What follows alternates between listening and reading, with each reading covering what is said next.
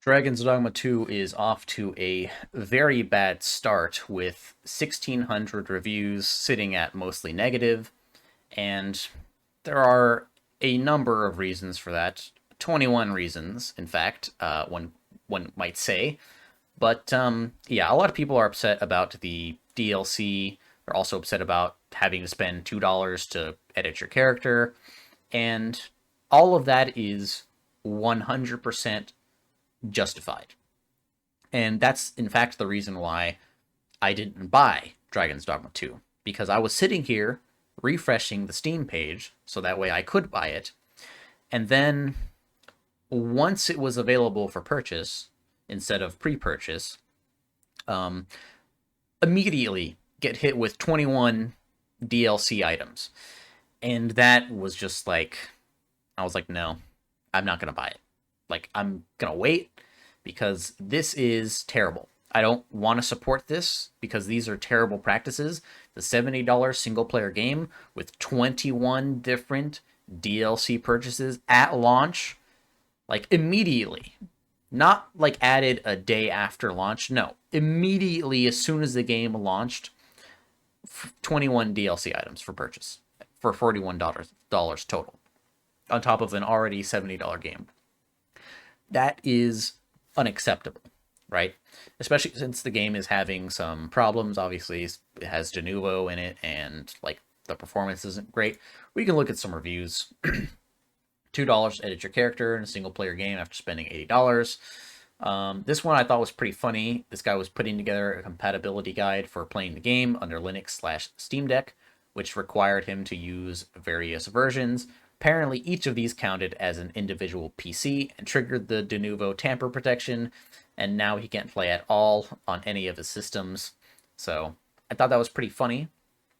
And this guy says nearly unplayable, mid high end system, littered with microtransactions, exhausting dialogue. Like the dialogue, I understand because the game just because of how the game is without having that much direction. So you need to have a lot of dialogue. So obviously that's just something that he didn't enjoy. But yeah. Okay, there's that. And then we have another guy saying microtransactions in a single player game can't delete save data slash start a new game if you mess up your character during creation either. That was something that I also thought was atrocious because it's not just this person that was saying that either. Multiple people have said that you can't delete your save data or start a new game, which is terrible. That is awful, right? So excited for this game, but I could barely play out the intro sequence due to unacceptable performance issues, no FOV slider, constant dips below 60, microtransactions in a $70 single player game. So, pay to win and anti consumer practices by Capcom. Pay to win items, let's see what he's saying. Port Crystal. Okay, let's see. Okay, so he's basically just typing out the description of the DLC. Unable to start a new character on PC, there is no option in the game to start a new game or delete the current save file. Once you create a character, you are stuck with your created character and must purchase the character editor to change it. Looked online for ways to delete save files. Unable to delete cloud saves. Yeah, that's easily the worst part is that you can't make a new character or delete the one that you've made. Let's see. Expected some performance issues, but nothing that couldn't be handled with some tweaking of the settings. Willing to play the game at minimum settings, despite my computer, in theory, being more than capable of running this at high settings and solid 60 FPS. Thought it would be minor and only affect me if I did try those high settings. Did not expect the game to barely push 40 FPS. I don't need to talk about why microtransactions in a game like this are worthless. Plenty of other reviews here mention them. Don't feel the need. I'm just sad. Yeah, me too. Really just... This is probably one of the worst ways to have a game release go. I mean, this is really bad, right? Because people who are excited about this are going to see the mostly negative 1,600 and just be completely dejected and maybe they'll look at what the negative reviews are, and they'll say, hey, I don't care about the microtransactions, I'm not going to buy them. I don't care about the performance problems, I have a good enough PC, right? So some people are going to look at that and not care, but a lot of people are going to look at that mostly negative, and they're not going to buy this game. And I'm not going to buy this game either, because these microtransactions are, some of them malicious and others completely pointless.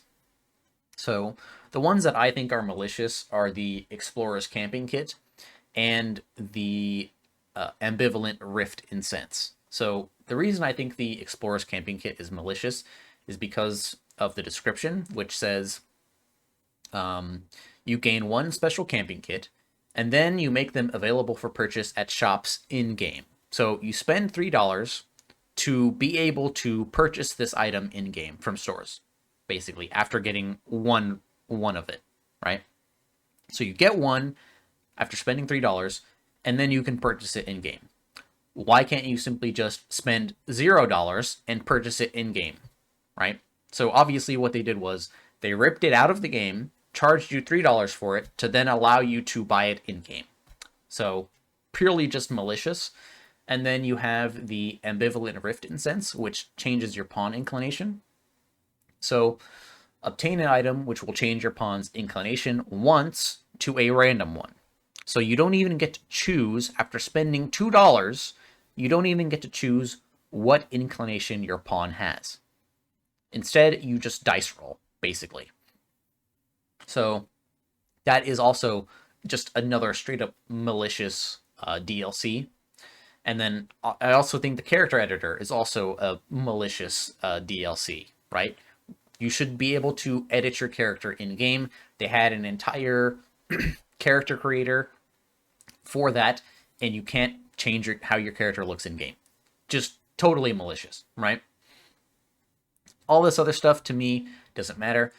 There is some confusing things in here that I don't have enough context for, like the jail key.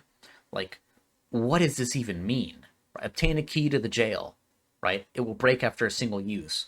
What is this talking about? Does this mean that if you get arrested and sent to prison, you have to buy this key in order to escape? Are there other ways of escaping prison, or do you just have to, like, serve your time? And if you don't want to serve your time, you have to buy this. Is that what this is for? Like, if so, then that is also just entirely malicious.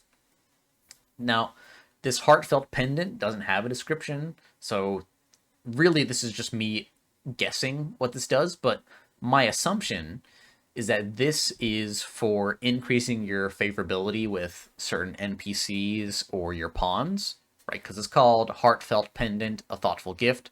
My assumption is that this is for, increasing your favorability so you can romance NPCs or your pawn or whatever, right? Harpy lure item. This does what it says it does, lures harpies so that you can grab them and reach high up areas. And for me, I'm confused because, like, is this something that you can earn in-game? And if it is, why would you ever buy this? Like, why even have it as something that you can buy if it's easy to earn in-game, right? That doesn't make any sense to me. So for me, the most likely thing that I can assume is that you can't get this item in-game and you have to buy it, because otherwise there would be no point in selling it, unless the item is very rare or, like, hard to get, right? So, because obviously Wakestones in the original Dragon's Dogma were kind of rare and hard to get, you know, but Rift Crystals were not. Rift Crystals were not rare or hard to get, and, they're selling them for $1, $3, or $5 in Dragon's Dogma 2. So I genuinely have no idea, right? Like, some of this stuff just doesn't make any sense. The Dragon's Dogma music and sound collection, for me, it's like, okay, you change some in-game music and sound effects to those of the original Dragon's Dogma. Cool, you get some, like, nostalgia for the first game. Why is it $3? Why can't this just be, like, $2 or $1 for this? Like, come on. Like, that's kind of ridiculous. but still better than, other pricing from, other games, but still not great. But yeah, really just a terrible, terrible launch for Dragon's Dogma 2, unfortunately. Um, I don't know if it can get worse than this. Hopefully it doesn't, though. But yeah, anyway, that's pretty much all that I wanted to say. This is very disappointing, very saddening. Yeah, that's it.